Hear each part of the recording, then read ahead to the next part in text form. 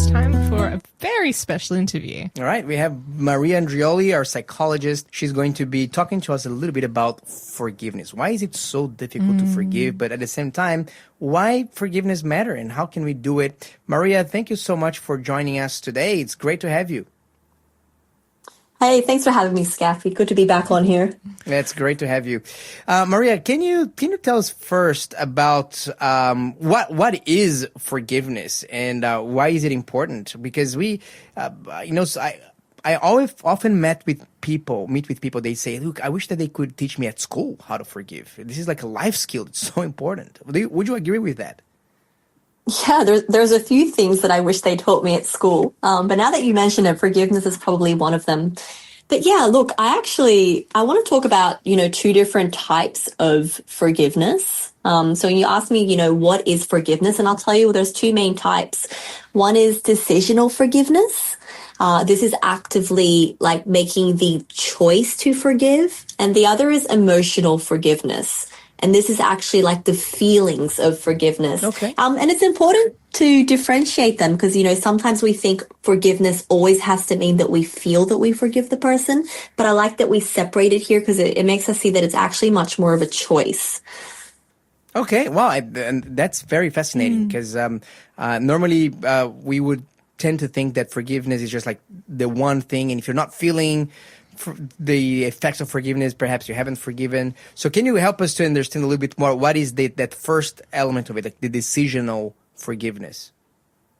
This is simply making the choice to forgive. This is like simply deciding that you're not going to seek revenge. You're going to relinquish your rights to revenge in that sense. You're not going to keep punishing the person. You're just choosing to let go of retaliation. And you may still feel hurt. You may still get a whole bunch of emotions when you think about what happened, but you've actively decided that you're not going to seek revenge. Okay, so you're not going to retaliate. And you're saying to yourself, look, I'm giving up the fact that I'm not going to revenge or to try to avenge myself against that person. So that's the decision. But then you mentioned that you can still carry some, feelings. And I would imagine, what kind of feelings can we have? So are we talking about if you're feeling hurt by someone else, like can you feel that you dislike a certain person if they done something for you or you don't want them in your life anymore? Is that a normal feeling and it is okay? Yeah, I guess, when someone's really hurt us, like naturally we are going to feel angry and hurt. But I suppose once you've made that choice to forgive the person, some of that like deeper resentment may not be there anymore. And what you'll find is that once you've chosen decisional forgiveness, once you've just decided, I'm not going to hold this, I'm not going to retaliate, I'm not going to punish the person or do anything. I choose to forgive them. Over time, the emotional forgiveness will begin to catch up as well, and you'll begin to heal much faster. But obviously, letting go of those emotions isn't something that can happen straight away. Okay. And it doesn't mean that you haven't forgiven the person, It's just that the emotional forgiveness is something that takes time and sometimes can take much longer.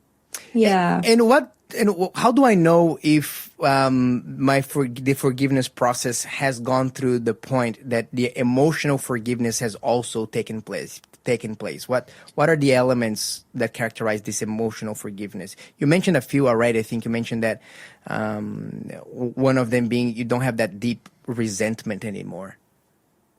But are others? You may find the resentment starts to go away, the anger starts to go away whenever it comes up into your mind, and you may actually begin to feel more compassion and understanding towards the person and the event as well.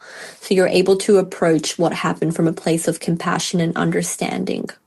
And how long can it take? Is there like some kind of scientific study that says, the emotional forgiveness can happen, after 2 months, or it does really vary from person to person, from case to case? Yeah, that's a great question. I would be curious to know if there's research out there that looks at specific time frames, but at the same time, I think it's so it's so dependent on the person, on the context, on what's happened. Sometimes people it can take years for that emotional forgiveness sometimes, and for other situations it can be quite fast. But the emotional forgiveness does matter. It's we don't actually, all the research on the health benefits or forgiveness happen mostly for emotional forgiveness, not so much the decisional forgiveness. It's usually once the emotions come that we start to see all those health benefits, and it doesn't impact us as badly. And what happens if we choose not to forgive instead? If we don't go through these steps of deciding, hey, you know what, I don't want to, I'm not going to harbor that, I'm going to let it go. If we don't go through these steps of forgiving, what can happen? Well, choosing not to forgive is essentially choosing to hold on to chronic stress. Because when we are not forgiving a person, usually we stay quite angry at them, or if not angry, like we tend to harbor negative emotions for much longer. This whole sense of like punishing a person actually has a really bad impact on our bodies. We stay in a constant state of fight or flight. Our stress hormones stay elevated. Our blood pressure goes up. Basically, we become vulnerable to all of the diseases that are linked to stress because, like I said, not forgiving is holding on to chronic stress. Okay. And what about is there like an easy step-by-step way that I can practice this forgiveness? So I'm making sure that I'm not skipping anything. How do you put that in practice? You just say in your head, okay, I forgive and that's it, problem solved, or is there more to it? So there's a really popular model. It's a bit of an acronym, which, some people love acronyms and some people don't, but I actually really like this model specifically. And I actually think that even though it's not, a Christian model, it's actually a really biblical approach to forgiveness. It's just based on the research of what works. But it's called the REACH model. So REACH, and you can find the REACH model easily online.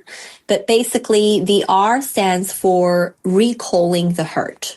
So if you think about, something that really hurt you or a person that hurt you, we can use this example. But first, you just recall what happened. You're acknowledging it honestly. You're not pretending it didn't happen, not minimizing it. You're just being honest about how they hurt you.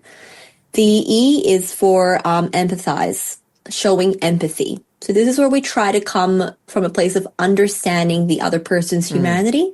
Like we're not excusing what happened, but we're just coming from a place of empathy and trying to understand that they're human. And there could have been many of their own wounds that led to them doing what they did.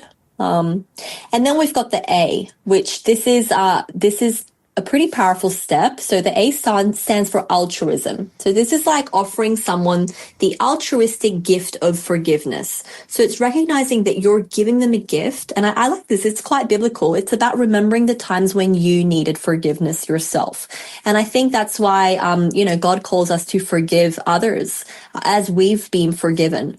So it's remembering the times when we needed forgiveness, we received it, and forgiveness is a gift we're choosing to give to them. The C is committing to forgiveness. This is about making a decision. And I think this is where decisional forgiveness comes in. We are just simply choosing, now I'm going to forgive this person. You can write it down, you can tell someone about it, but it's actually making a commitment to forgiving that person. And the final step is the H.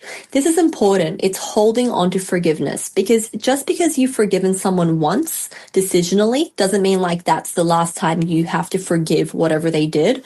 You'll find that your brain will keep bringing memories back up, and it'll keep making you like want to fester on what happened and get angry about it all over again. And this is when you have to continuously choose forgiveness over and over again. That is fascinating, because we often speak about forgive and forget, right? I forgave and I forgot now. But as you mentioned, a lot of times that situation that brought so much pain and hurt will surface up again. And so what you're saying is that it doesn't mean that you haven't forgiven. It just means that you have to remind yourself that you have forgiven. Is that right? Exactly. And I think, yeah, your brain like will continuously bring up hurtful memories that make it feel like it's happening again, especially if something really big has happened. Part of like trauma is reliving.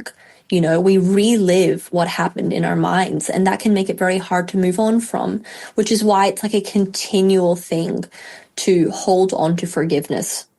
And one question, I've seen cases of people, and that they say that, let's say that they have a falling out, or someone perpetrated a caused hurt to someone else, and then they come to that person and say, "Oh, you are a Christian, you have to forgive me, you must forgive me," like kind of almost like putting a person against the wall and kind of forcing them to forgive. What, have you seen these situations happening before? And like, how can we do? Can someone just force you to forgive them, or how does that work? What could we say in such a situation? Well, I think like I just said before, forgiveness is a gift, right? It's a gift that a person chooses to give. Like whether or not forgiveness is the right thing to do is another story, but ultimately, it's not something that you can force someone to give you. It has to come from their own will, right? You can't impose forgiveness on someone else. Even just from a moral and Christian perspective, you can't force someone into doing anything. Yes, absolutely.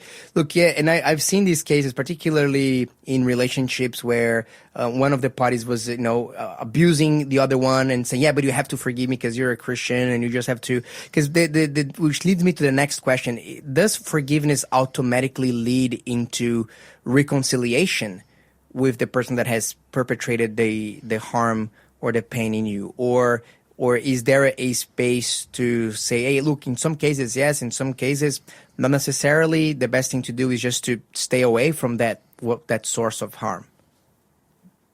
Yeah, I think some people are scared of forgiveness because they think it means allowing that person back in. And they think it means like letting go of their defenses that may be there for a very good reason. So forgiveness doesn't mean letting the person back in. It doesn't mean trusting the person even. Or staying in a harmful situation. You know, you can make the choice to forgive. You can make the choice not to punish a person, not to seek revenge, not to retaliate. You can heal in forgiveness and heal emotions over time, but you can still choose not to allow that person into your life, or at least not allow that person in your life in the same way they were in the past, right? You can have boundaries with someone and still forgive them. Very interesting. Yes, because having boundaries, I think it's one of the things that a lot of people that I talk with, they sometimes they don't differentiate between these two things. They think that, look, if I'm forgiving someone, I'm letting them off the hook. I'm not holding them accountable for the damage that they have caused, and if I don't want to forgive because I don't want to bring that person back in. But as you clarified, that's not necessarily the situation, is it? No, we still need to be wise and look for, I guess, for people wanting to study, because I know forgiveness is also a very biblical topic. I think the story of Joseph is quite powerful when it comes to forgiveness. Just studying that and reading the process by which he forgave his brothers. But he also, it didn't mean he was unwise and foolish about it. He still tested them. And he still, went through a process of seeing if they were trustworthy, despite having forgiven them as well. So I think forgiveness also calls for wisdom on how we approach the person after they have hurt us, and what kind of boundaries we need to set up while still, choosing not to get revenge or anything like that as well. Maria, thank you so much for helping us to understand a little bit more about forgiveness, decisional forgiveness, emotional forgiveness. I definitely learned some great new things from our conversation today. And if you are struggling with forgiveness, if there's like someone that has hurt you and you haven't yet made that decision to forgive, you can text us here to 0491 064 669 with hashtag forgive. And we have a resource that we'd love to give away to you. It's the book Forgive to Live by Dr. Dick Tibbetts. It's a book that will help you to go through the steps of forgiveness, so that you can experience the peace of mind that you once had that was disrupted by an event, and by extending forgiveness, we can reclaim that peace back into our hearts. Maria, thank you so much for sharing your expertise, your knowledge, and your experience with us. We're looking forward to talk to you again next week. Again, the number is 0491 064 669, #forgive, and we will send you a book on that topic. Thanks for being a part of the Faith FM family. Join our community on Facebook or get in touch at 1-800-FAITH-FM.